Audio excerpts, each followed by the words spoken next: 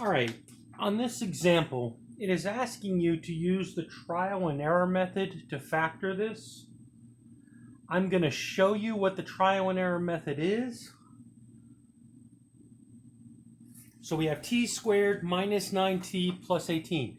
So the trial and error method is you just basically writing out the different combinations. So like normally using the AC method, one up front here, that's 18, so your number is 18.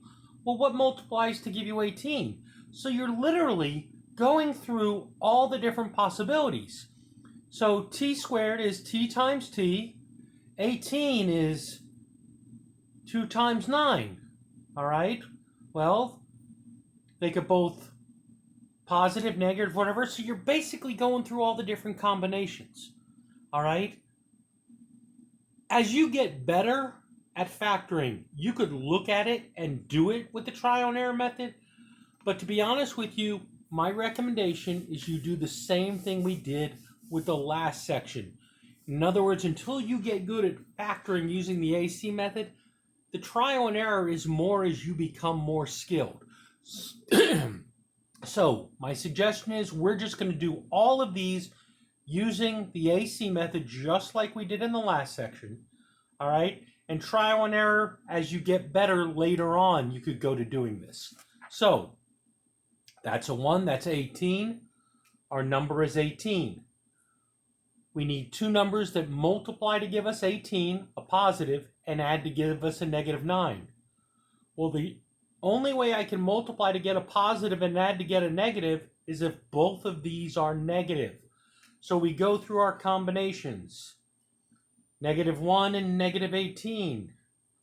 Well, that doesn't give me the negative 9. Negative 2 times negative 9 gives me the 18, but not the negative 9. Negative 3 times negative 6 gives me the 18, also gives me the negative 9. So I'm going to go ahead and rewrite this. Minus 3t minus 6t. So I rewrite the middle term using both of those values. Now I look for a common factor in the first pair. Well, I factor out a t because they both have a t in common, which leaves me with a t minus 3. Now in factoring out the second pair, I want to have t minus 3 in the parentheses.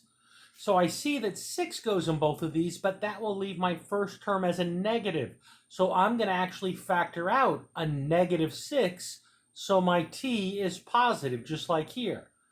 Well, when I factor out the negative 6, that gives me t and a negative 3. So therefore I have t minus 3 in both of these. I factor that out, t minus 3, which leaves me with t minus 6. There's my t, there's my minus 6. So therefore this is how that would factor.